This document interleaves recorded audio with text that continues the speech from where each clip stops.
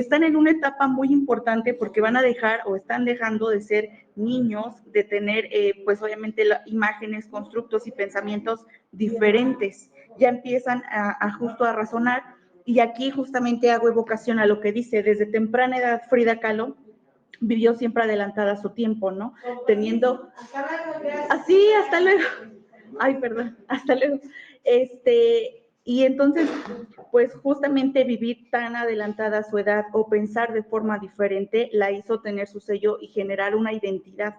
Y eso es a lo que vamos. Los adolescentes, con todo esto que están viviendo, este proceso, van a eso, a generar su propia identidad. Entonces, ¿cómo vamos a orientarlos como adultos para que generen su identidad? Pues obviamente encontrando el conocimiento correcto de las cosas, cómo funciona, cómo al final del día pues tenemos todos y todas que aprender a vivir en sociedad. Entonces es algo a veces complicado el no poder o no tener esa definición o esa oportunidad, ¿no? Entonces, la siguiente ya se observa, dice definición, adolescentes proviene del latín hacia, que significa crecer, por lo que el significado en concreto es proceso de crecimiento.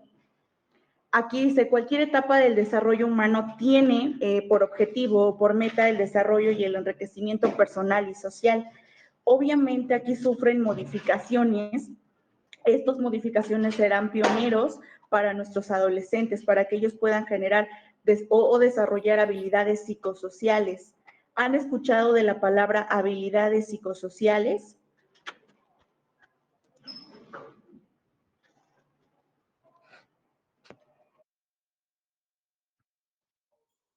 Ay.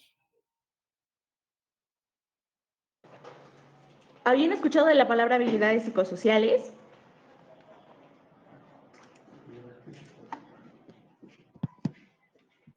Sí, bueno, tengo entendido que son las que se refieren a la necesidad que tenemos los seres humanos de interactuar y que requerimos tener habilidades psicosociales para irnos transformando desde niños, adolescentes y adultos. Es todo lo que sé. Gracias. Gracias, Silvia.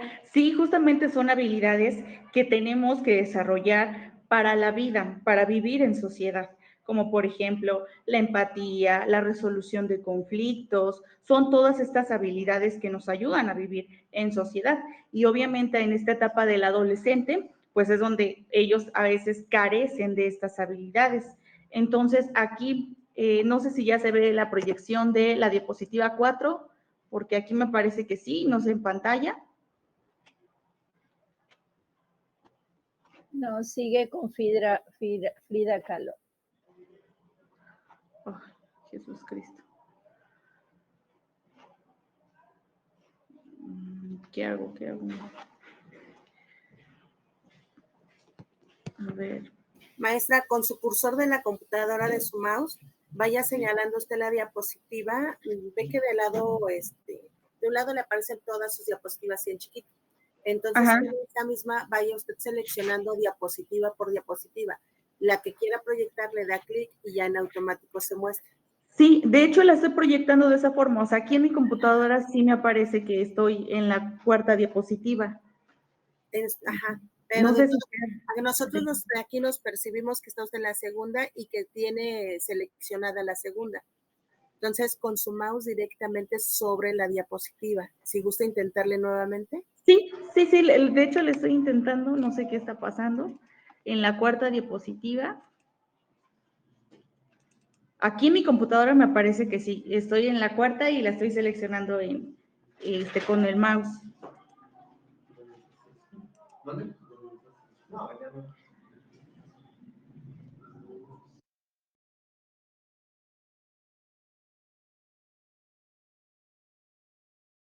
En los adolescentes, pero ¿qué entendemos por proceso? Pues es un conjunto de fases sucesivas de un hecho o fenómeno complejo. ¿Por qué es complejo? Porque no todos se van a desarrollar de la misma manera. Incluso en la parte también fisiológica o química, también encontramos ciertas variaciones. Me he encontrado con adolescentes que a veces eso les frustra. Es que ¿por qué no me ha crecido los pechos, no? como a mi compañera o trabajar como adolescentes es un poco complejo justamente por esa situación. ¿Cuándo va a iniciar la adolescencia? Inicia aproximadamente entre los 10 y 14 años.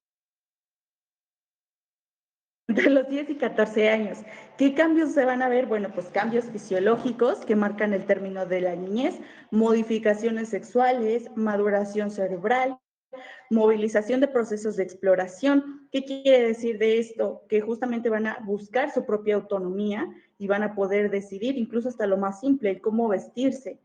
Diferenciación del medio familiar. Cuando eres niño, no te cuestionas mucho qué relación tienes tú con tu abuela, con tu abuelo, con tus primos, con tus primas, y ahora en esta etapa sí, ¿qué lugar ocupo yo? ¿Cuál es el nivel de importancia que tengo quizá para mi mamá, para mi papá, para mis primos?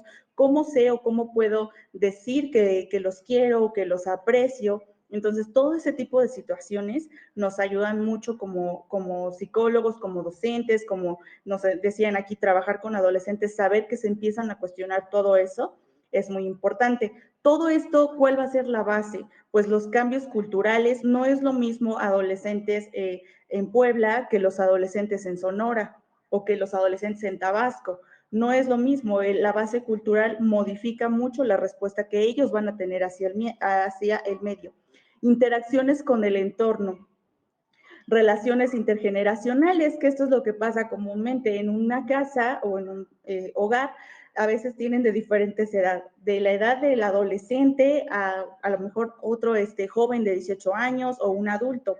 Algo que también ha pasado y que les puedo contar en mi práctica clínica es que a veces las mamás se preocupan mucho porque dicen es que él se comporta como su hermano o se comporta como su primo. Y entonces cuando yo le digo que haga cosas normales de adolescente, pues no lo hace porque dice que no se identifica con eso y ya le gusta. Por ejemplo, tengo una paciente que se tiene 14 años y le gusta mucho esta onda del K-pop por su prima y ya está, entonces se ponen de acuerdo para ir a conciertos, o sea, ¿qué está pasando aquí? Entonces la mamá muy asustada dice, creo que no es parte de su edad, pero no es que sea parte, es que aquí está interviniendo la relación intergeneracional que tiene en su medio. Entonces eso modifica la forma de pensar, sí. También en el caso cuando dicen para su edad como que es muy maduro el niño o el adolescente, también quiere decir que justamente por esta influencia de su entorno, de cierta forma lo obliga o lo demanda a que haga o se exprese de forma diferente. No nos debe de enojar o no nos debe de molestar, sino más bien debemos de analizar estos factores del adolescente. Siguiente diapositiva, por favor.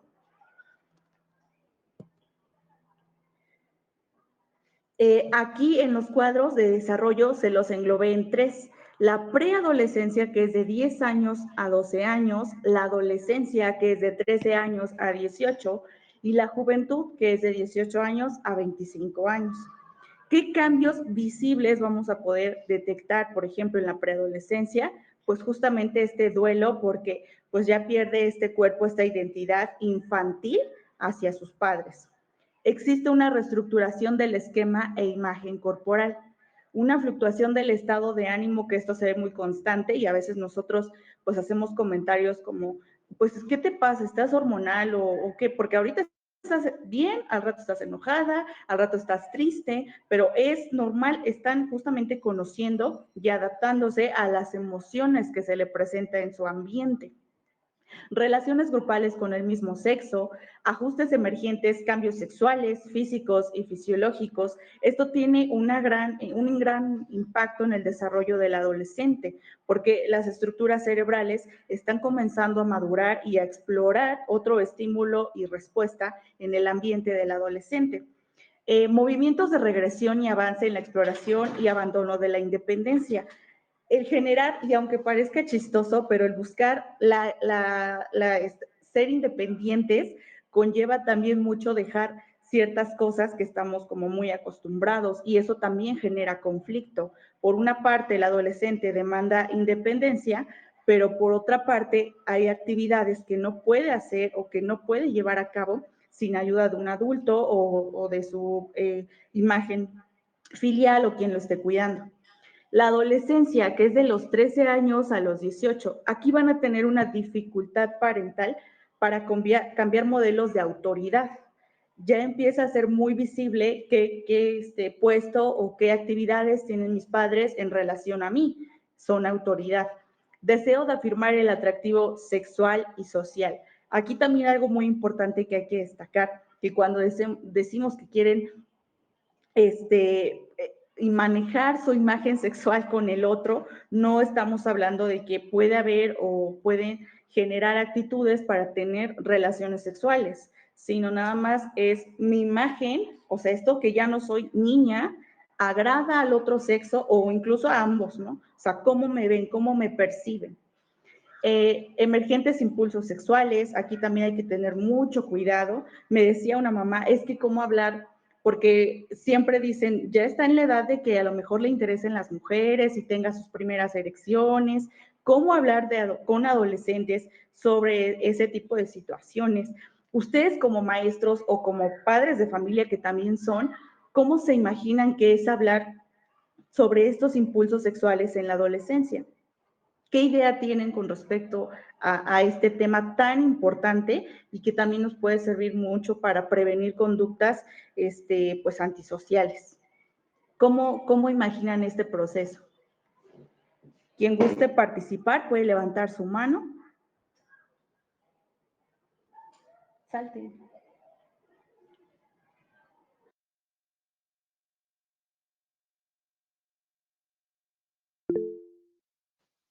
Sí, adelante. Sí. Bueno, en mi experiencia como mamá, tuve que romper con prejuicios, con miedos, con mitos, y ya de ahí, pues, buscar información profesional también. Claro, y creo que esa es la base de hablar de impulsos o más bien de sexualidad en el adolescente, romper nuestros propios juicios o incluso hasta esta parte moral, que está bien, porque al final del día la moral pues nos delimita muchas cosas. Sin embargo, ajustándonos en la actualidad, es necesario hablar de sexualidad con los adolescentes. Y una mamá me decía, cuando yo capacitaba para prevención de abuso sexual infantil, yo decía, bueno, pues vamos a hablar de sexualidad. Y las mamás se asustaban muchísimo. Decían, no, es que cómo, ¿qué les vas a decir?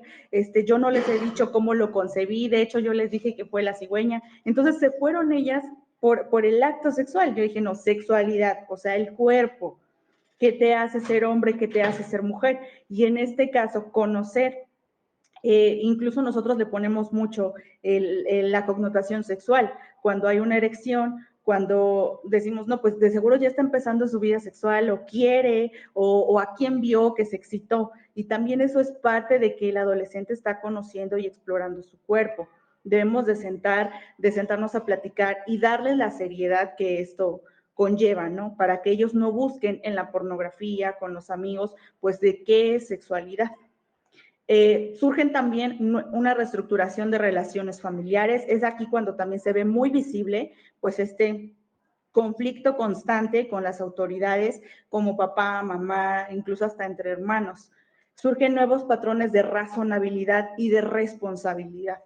Aquí una vez me decía una mamá, es que esta niña no quiere dejar a su novio y ella dice que, o sea, ella piensa que es el amor de su vida y no lo quiere dejar. O sea, es absurdo, ¿no? Que un adolescente piense así. Entonces, cuando yo le dije a la mamá, no es absurdo, es parte de esta forma en la que ellos razonan. No es que sea absurdo, hay que orientarla y decirle, mira, sí estás enamorada, explicarles también qué es el amor, porque muchas veces no saben qué es el amor y entonces, pues si el amor es darnos besos, pues eso, si el amor es acostarnos, es eso. Y no, o sea, va más allá de explicarles y entonces generar un nuevo concepto en ellos. No decirle, estás mal, como piensas y estás castigada o estás castigado, ¿no? Como en este caso de la mamá. Yo le decía, lo más adecuado, lo más importante, pues es justo hablarle de qué tan necesario es que conozcas este tema y cómo lo tienes que conocer. También surge un cuestionamiento de aspectos comportamentales y posiciones previas. ¿Cómo yo respondo al medio? Porque también surge en esta etapa que los papás quieren castigar o ya no vas a tal lado, entonces pues los adolescentes sí les llega a impactar mucho el hecho de que no expliquemos el porqué de nuestro castigo o el porqué de necesito que seas un poco más prudente en estos temas. que también ese tipo de comunicación suele romperse. Nada más es, estoy enojada, grito. Y cuando las mamás dicen, es que siempre hablo con él, y no hablan, sino más bien están dando círculos en la demanda que ambos tienen el uno con el otro. Se incrementa el interés por amor a la pareja, como lo había yo mencionado, búsqueda de la autonomía y elaboración de la identidad. En la juventud, pues corresponde a dar continuidad a toda esa serie de experiencias para ampliar y pues tomar decisiones, encontrar oportunidades, transferir experiencias, y da pauta a la realización de proyectos personales y sociales para funcionar de forma colectiva, o sea, en sociedad. La siguiente diapositiva dice, ¿qué elementos y circunstancias influyen en la adolescencia? Pues de forma negativa, el desprendimiento familiar, la resignificación de las relaciones, fantasías sobre el concepto de sus padres, entornos familiares hostiles y violentos, abandono familiar. Y aquí en el abandono familiar no nada más es la ausencia de dos padres, sino es estando con ellos, no ejercer ese acompañamiento como mamá, como papá, y ellos toman pues decisiones afuera, ¿no? Según lo que yo veo, según lo que pienso o mi propio razonamiento, que como habíamos mencionado, pues están en busca de esa experiencia. Las relaciones intergeneracionales sufren cambios. Esto no facilita el desarrollo de destrezas sociales, emocionales e intelectuales. Aquí también es muy importante porque históricamente estamos viviendo una etapa de crisis. Me decía alguien, oye, trabajar con adolescentes es súper pesado porque ahora resulta que todos están deprimidos, todos están ansiosos, todos quieren ser influencers, ya nadie quiere ser doctor, las muchachas que son muy bonitas o que tienen rasgos pues muy bonitos quieren ser o tener página de OnlyFans, ¿no? O sea, como que, ¿qué está pasando con esta adolescencia? Y los etiquetan como problemáticos o como problema. Y yo me atrevería a decir que no, que es todo lo contrario. Lo que está pasando en nuestro entorno les está afectando. Obviamente en el pensamiento, en cómo sienten, ¿no? Porque también me decía una mamá, es que ella no se quiere casar, porque dice que así es la moda, que así es la adolescencia, entonces mi hija ya no se quiere casar, ya no piensa a futuro de esa forma, por todo lo que ve, por los influencers que quiere seguir. Entonces, este tipo de situaciones, lejos de alejarlos, debemos de impulsarlos. Lo que necesita esta juventud o la adolescencia es ese acompañamiento empático. Y creo que si hiciéramos eso, definitivamente habría una diferencia en su desarrollo. La autonomía le genera conflicto, como lo que hace un rato estaba yo mencionando. Exclusión social también genera un impacto, privaciones emocionales como la desesperanza, y por esta situación que a veces ellos no pueden administrar o no pueden asimilar, pues llegan las salidas sustitutivas, ¿no? Como las drogas, o algún otro vicio que ellos puedan generar como para aplacar un poquito este dolor o esto que no entiendo y esta soledad que siento, ¿no? Que eso lleva a tener un vacío existencial. Gratificaciones, como habíamos dicho, acciones impulsivas, no existe un desarrollo moral, se forjan en contextos punitivos y en ocasiones extremistas. Muchas veces esto de castigarlos todo porque sí o porque no, pues también nos lleva mucho a generar lo que queremos generar en el adolescente, que es que entienda que hay cosas que se hacen y que tienen consecuencias positivas y negativas. Eso es lo que queremos, que ellos asimilen, entiendan, para que sean un buen adulto. Pero si viven en un hogar donde constantemente los castigan, o por todo lo contrario, ¿no? Me decía una compañera que tenía una paciente que su mamá a los 14 años decía, bueno, pues ya tienes novio, vete al cuarto con tu novio y pues sin problema. La señora estaba abajo, pues lavando o haciendo otra cosa, y la muchacha estaba con el muchacho, ambos de 14 años, pues solos en su habitación. Entonces, ese tipo de cosas me parecen extremistas y van del otro lado, ¿no? O muy castigador o muy permisivo, que eso tampoco genera pues un buen desarrollo en el adolescente. Sustancias ilícitas. Aquí algo muy importante, me gusta mucho el autor Jean Piaget. Él decía, el desarrollo cognitivo hace posible la autonomía de la conciencia. Y como lo hemos venido mencionando, sin conciencia social, pues no tenemos ese futuro, ¿no? Esa empatía que queremos generar en él. Y obviamente logrando este proceso tan complicado mediante la palabra, mediante la escucha, mediante la psicoeducación con nuestros adolescentes, podemos hacer ahí un cambio pues muy importante. En la siguiente diapositiva, ¿qué factores de riesgo vemos en la adolescencia? Pues en los cambios físicos, fisiológicos y psicológicos, aunque no lo crean, sí hay factores de riesgo.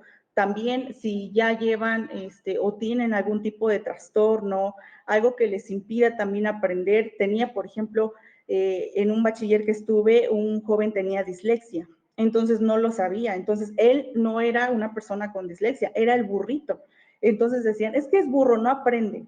Lo que no sabían es que él tenía justamente este trastorno. Entonces, cuando ya lo llevó a su mamá al psicólogo, cuando él por fin entendió que lo que le ocurría no es porque él es alguien incapaz de aprender, sino más bien que no tenía o no le proveían las herramientas necesarias para aprender a su forma, que eso es algo que pasa mucho en las aulas. No todos los alumnos aprenden de la misma manera, y entonces hay que encontrar las suficientes estrategias para que ellos puedan aprender, porque también esta parte de no eres listo les genera mucho conflicto con su identidad.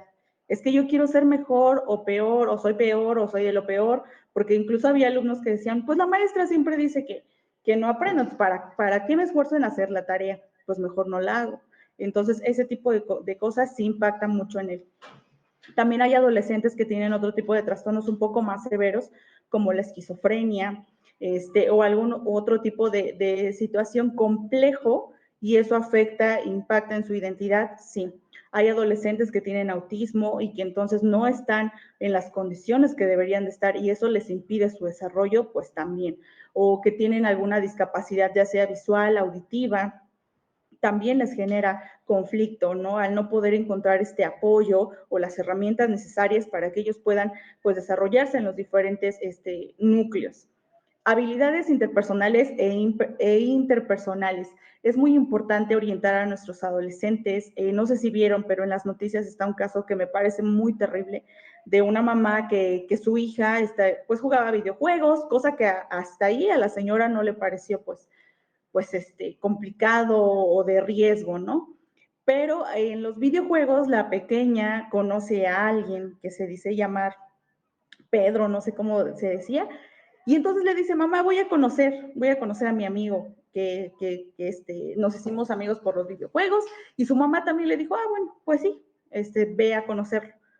Y entonces, obviamente, la muchacha nunca regresó a su casa, y ese tipo de situaciones, decía el periodista, bueno, pero ¿qué está pasando? ¿Por qué los adolescentes todo quieren por internet? Tener pareja por internet, hacer amigos por internet.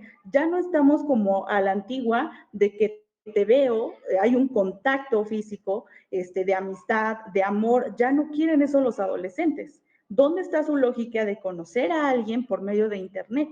Entonces yo creo que no se trata de lógica, sino se trata de que se están conociendo o se están involucrando unos con otros, y eso no tiene absolutamente nada de malo. Lo malo está aquí en que justamente las redes sociales son tomadas por personas que no tienen buenas intenciones, o que son personas que cometen diversos delitos. Entonces solo ven la oportunidad, ven al adolescente o al adolescente vulnerable, y entonces pues llevan a cabo estos planes, ¿no? Como secuestro, extorsión, como lo que estaba sufriendo la mamá. Entonces es muy importante hablar y darnos cuenta de cómo ellos se relacionan unos con otros y cuál es su concepto de amigo, de novio. Decía un adolescente, cuando un psicólogo fue a dar una plática a una escuela, decía, bueno, los amigos son aquellas personas, y entonces se empezaron a reír. No, no es cierto, porque mi amigo me bajó a mi novia. No, no es cierto, porque mi amigo me... Bueno, popularmente, por esos acontecimientos se les ha dado que no puedes confiar en los amigos, pero el concepto puro como tal, amigo, es esto. Entonces ya como que les generas esa visión que él debe de tener, no individual, sino general, de cómo son las cosas. Y también factores de riesgo, pues su entorno, familias que generen violencia o que ejerzan violencia, a veces sin querer. O sea, aunque esto nos parezca muy absurdo, pero a veces hay familia que no, pues que no sabía que esto lo lastimaba, o no sabía que mi hijo podría llegar a tomar estas decisiones pues, tan terribles, ¿no? En la siguiente diapositiva les pongo una pirámide con 3 elementos muy importantes para trabajar con los adolescentes, que es la interpretación, el cómo ellos generan ese análisis en base a lo que están viviendo. Y pasa con nosotros como adultos. Yo como psicóloga puedo tener a 5 pacientes que están pasando por una ruptura amorosa, pero yo les apuesto que los 5 pacientes no piensan de la misma forma. Uno se va a sentir enojado, el otro se va a sentir triste, pues así con nuestros adolescentes. Misma situación, diferente interpretación. También tiene que ver mucho su pensamiento y su emoción, cómo ellos generan ese pensamiento. ¿Por qué piensas que no vales mucho? ¿Por qué piensas que tu autoestima está baja, no? Porque esa palabra también me parece muy importante hablar con nuestros adolescentes. Cuando yo les digo qué es baja y qué es alta, ¿cómo saben que tiene un índice, no? Y ya ellos se cuestionan, no, pues no sé, pues yo solamente sé que como me siento triste conmigo mismo o conmigo misma, pues es que la tengo baja. Y si yo me siento como una reina empoderada, pues tengo mi autoestima alta. Y no se trata de eso. Se trata de cómo ellos se perciben y piensan sobre sí mismos. Y todo esto va a construir su realidad. Entonces, en la siguiente diapositiva vamos a hablar de qué es autoestima. Y comúnmente los alumnos, los adolescentes, pues piensan eso, ¿no? ¿Qué es autoestima? Pues me voy a aprender a quererme. Pero ¿cómo me voy a aprender a querer si me siento muy fea? Si no puedo ser porrista, ¿no? Me decía mi hermana que una de sus amigas le decía, no, es que todo el mundo decía, no, es que de verdad estás muy bonita. No, es que no estoy bonita porque yo quiero tener una cintura así como la artista para entonces poder ponerme mi falda de porrista y que todos los niños me vean. Entonces, esa percepción que ella tenía sobre sí misma, pues sí tenía ciertas distorsiones y sobre todo por lo que es la belleza. Eso también implica mucho que la sociedad impone a veces ciertos estereotipos o estándares de belleza que si a veces como adulto nos es difícil asimilarlo por esta exigencia social, pues imagínense ellos como adolescentes. Entonces también, entonces en la siguiente retomo mucho lo que dice el autor Manuel Escudero, psicólogo y autor del libro El maravilloso sistema psíquico. Él menciona que el concepto de autoestima se puede definir como el resultado emocional que surge si aceptamos y nos gusta nuestro propio autoconcepto. Contrariamente al pensamiento popular, que es lo que estábamos hablando, la autoestima no surge de evaluarnos positivamente en cada situación, sino observarnos con objetividad y sobre todo estimar y aceptar nuestro autoconcepto. Entonces, él menciona esas dos variables que para mí son importantes. Una, el resultado emocional y otra, este autoconcepto que tenemos. La autoestima sí proviene o sí genera mucho gratificación con nosotros mismos de acuerdo a nuestra emoción. Si hoy me siento muy feliz de cómo estoy, de cómo desperté, de qué desayuné, de qué es lo que voy a hacer en mis actividades, esa emoción que siento va a generar muchas cosas en mi día, ¿sí o no? Pero si nos despertamos de malas, se me fue el camión, mi computadora no sirve, o sea, muchas cosas, eso genera este ambiente pues muy no optimista, ¿no? Entonces todo el tiempo estoy de malas y empiezo de malas a hacer mis actividades, entonces eso influye mucho en mi autoconcepto, sí.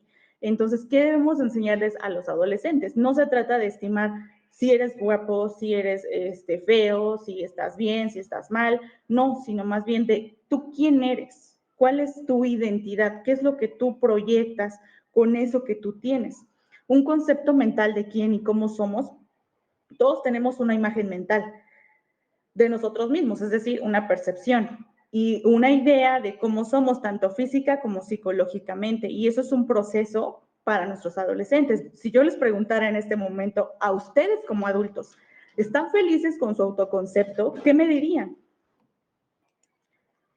Quizá a veces no terminamos de asimilar muchas cosas de nosotros que consideramos negativa. Entonces, para los adolescentes, pues también es muy complejo asimilar todo este proceso de quién eres, qué quieres y si eso que quieres coincide con lo que estás haciendo. En la siguiente diapositiva, para trabajar con la autoestima de nuestros adolescentes, tenemos que tomar en cuenta su físico, su idea de cuerpo, quién eres, qué tienes, pero sin ningún tipo de estándar de belleza. Me explico cómo eres, cómo te reconoces a sí mismo. Es importante también checar cuáles son sus modelos a seguir del adolescente o la adolescente. Grupos de pertenencia y grupos de referencia. Sí saben identificar ambos conceptos. El grupo de pertenencia es su familia, amigos, con los que él o la adolescente convive diariamente. Incluye también a los docentes. Y grupos de referencia es, por ejemplo, el artista. el cantante no está próximo a mi entorno, pero sí es alguien que influye mucho en mí, incluso hasta en la forma de pensar. Por ejemplo, un adolescente, si es que yo quiero ser como Luisito Comunica, quiero viajar, pero pues no sé cómo le puedo hacer, ¿no? Entonces, su mamá decía, es que siento que mi hijo está mal porque ¿cómo quiere viajar si no tiene dinero? Y ese muchacho tiene dinero y ese muchacho es rico.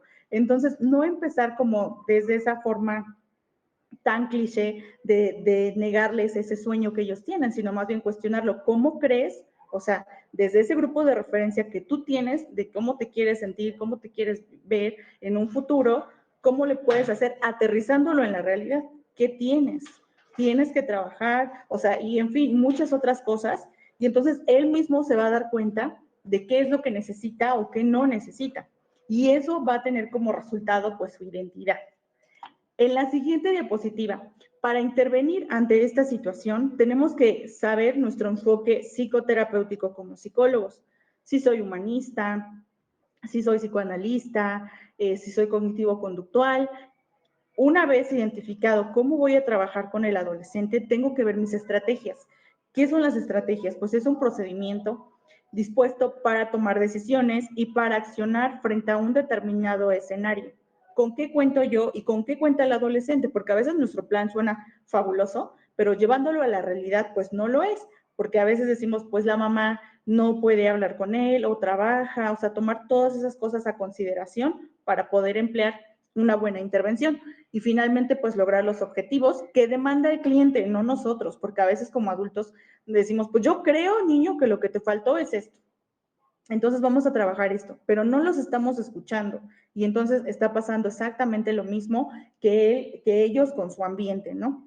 Entonces, ¿cuáles son esas estrategias de intervención? En la siguiente diapositiva, para empezar, ya seas docente, psicólogo, psiquiatra o la profesión que tengas, debes de ser empático con las demandas del cliente y percepción del cliente. También yo les puedo decir a los docentes que están aquí, luego hay pacientes que vienen y me dicen, es que la maestra me dijo que yo soy lo peor del mundo, que soy así, o que tengo problemas en mi casa y por eso tengo un bajo rendimiento académico. Ese tipo de palabras para nuestros adolescentes son muy perjudiciales. Entonces hay que buscar las palabras adecuadas, siendo objetivos. ¿Cuál es mi objetivo? ¿Hacerlo sentir mal? Pues sí, me puedo decirle muchas cosas, pero si mi objetivo es que entienda que necesito que esté atento y que si no lo puede estar, bueno, buscar otras estrategias, entonces voy a buscar las palabras para que él o ella haga eso. Una entrevista adecuada. Muchos colegas me dicen, es que trabajar con adolescentes es pesado porque tú le estás preguntando algo y ya te contestan otra cosa. A mí me gusta ser muy proactivas mis entrevistas y siempre las hago con preguntas abiertas y con preguntas cerradas. Y si hay un tema que el adolescente trae, pues obviamente escucharlo y de ahí tomar cierta información para complementar en mi entrevista. Identificar situaciones de riesgo, riesgos de vulnerabilidad, porque muchas veces sí las situaciones son muy complicadas y, por ejemplo, su casa aparentemente es una situación o es un entorno pues de riesgo porque hay violencia, porque incluso ellos dicen, pues es que mi papá le pega a mi mamá, o yo he visto este tipo de situaciones que no sé qué hacer. Entonces ahí vamos a medir riesgo y entonces canalizar con las autoridades competentes para poderle dar pues esa ayuda integral al adolescente o también proveerle de situación o de herramientas para que él pueda generar esas propias decisiones. Trabajar de forma multidisciplinaria, no nada más el psicólogo, sino por ejemplo el docente, si eres psicólogo dentro de una escuela, pues también con quién voy a trabajar, por ejemplo, si el adolescente o la adolescente va a terapia afuera, o sea, de forma externa, pues entonces también ir canalizando o ir viendo cuáles son esas situaciones que debemos de trabajar. Y sobre todo, establecer el lenguaje de la demanda. Si vamos a hablar de autoestima, ¿cómo me voy a dirigir con él? Autoconcepto, autovalía, porque a veces dentro de la intervención se nos salen ciertas cosas o ciertos conceptos que los confunden. Entonces vengo aquí para quererme, no porque no me creo capaz de terminar la secundaria. Entonces eso también puede modificar mucho la intervención. Localizar su autovalía y su sistema de creencias. ¿Por qué piensa eso de en sí mismo? ¿Por qué tener barros que es un proceso natural de nuestro cuerpo por un desajuste hormonal, no es algo que tú lo buscas, porque ese grano, el adolescente piensa que lo hace ser menos atractivo o el adolescente más atractivo. Entonces, identificar esos pensamientos y esos sistemas de creencias. También involucrarnos mucho en la cultura del adolescente que estamos trabajando, identificar grupos de referencia, pertenencia y también algo muy importante, el manejo de conflicto.